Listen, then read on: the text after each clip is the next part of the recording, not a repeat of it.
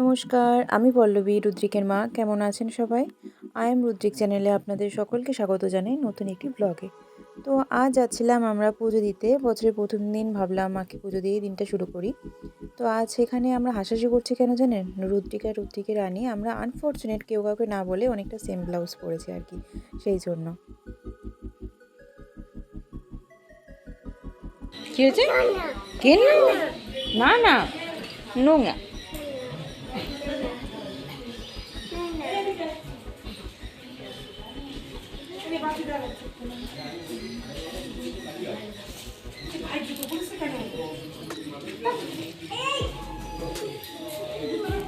বাবা দাও, নমো করে এসো যাও। যাচ্ছে দেখ, ওই দেখ অবস্থা দেখ।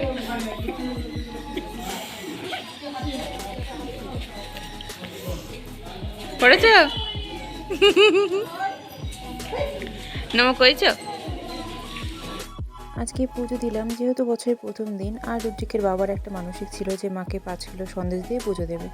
তো পুজোটা অনেক দিন ধরে দেবো ভাবছিলাম, কিন্তু আর হয়ে উঠছিল না।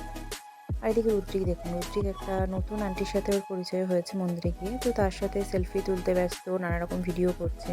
তো কিন্তু চুপচাপ কখনো ক্যামেরার সামনে বসে থাকে না। তো দেখলাম ওর সাথে দেখি দিব্যু বসে ভিডিও বানিয়েই যাচ্ছে। আর এদিকে আমি যাচ্ছি, যেহেতু পুজো হয়ে গেছে কিন্তু এখনও অঞ্জলি দেওয়া বাকি। পুজো হয়ে গেছে, সবাইকে প্রসাদ দেওয়া হচ্ছিল। তো আমরা যে পুজোটা দিয়েছি সেই প্রসাদটা আমি ওখান থেকে আনতে যাচ্ছিলাম।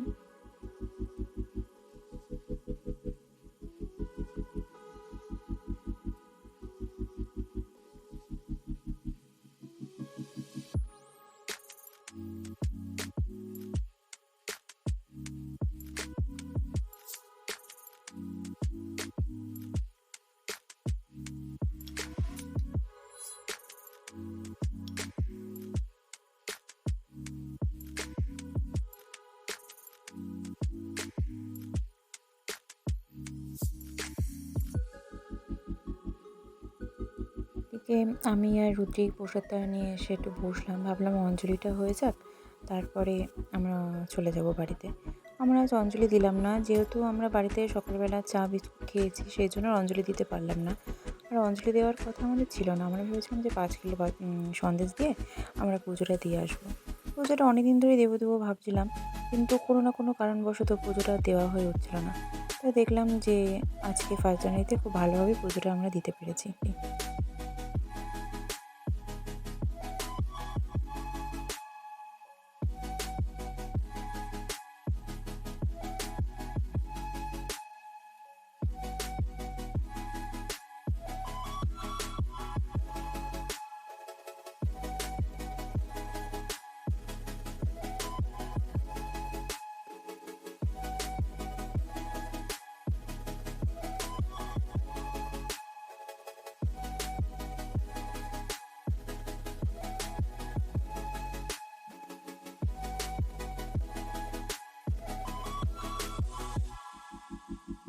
তারপর বাড়ি এসে দেখলাম যে বাড়ির সামনে দাদু, তারপরে পাশের বাড়ি জেঠু, তারপর একটা ঠাম্মা, সবাই বাড়ির সামনে দাঁড়িয়েছিল।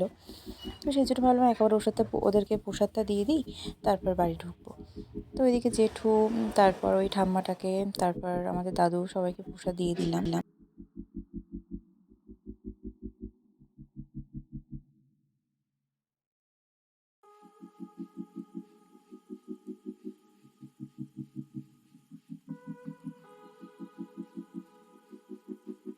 চলো চলো চলো চলো।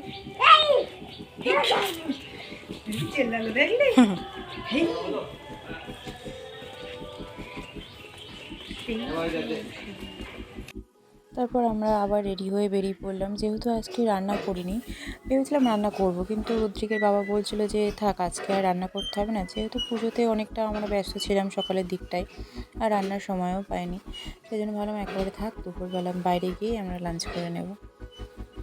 আমরা চলে এসেছি, আমরা যেখানে লাঞ্চ করব, হাসনাবাদ শিকারাতে। এখানে আমরা প্রায় মোটামুটি আসি, এখানকার খাবারের কোয়ালিটি আমাদের ভালো লাগে।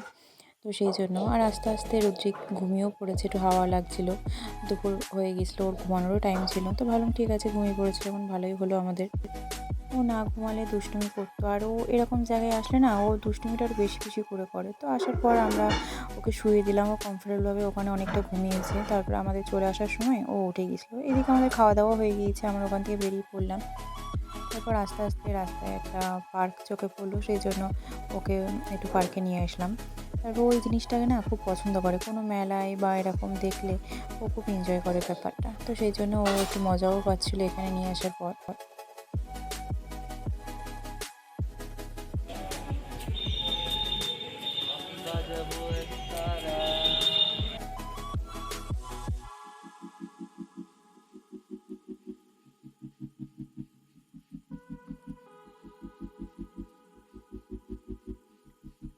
তো তারপর বাড়ি এসে আমরা আবার রেডি হয়ে বেরিয়ে পড়লাম। তো ভাবতে পারছো আজকে সকাল থেকে আমরা বাড়িতে কতটুকু সময় কাটিয়েছি।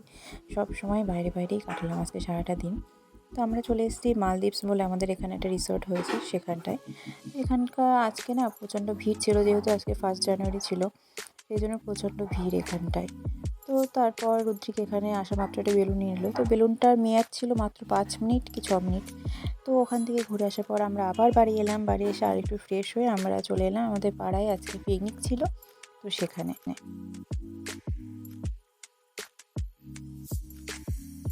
আজকে সারাদিনটা আমরা বেশ ভালোই কাটালাম। তো আবারও সবাইকে হ্যাপি নিউ ইয়ার এগেন। তো আজকে ব্লগ তাহলে এই পর্যন্তই থাক। সবাই ভালো থাকবেন, সুস্থ থাকবেন। আমাদের ব্লগ যদি আপনাদের ভালো লেগে থাকে তাহলে আমাদের চ্যানেলটি সাবস্ক্রাইব করে আমাদের পাশে থাকবেন। ধন্যবাদ।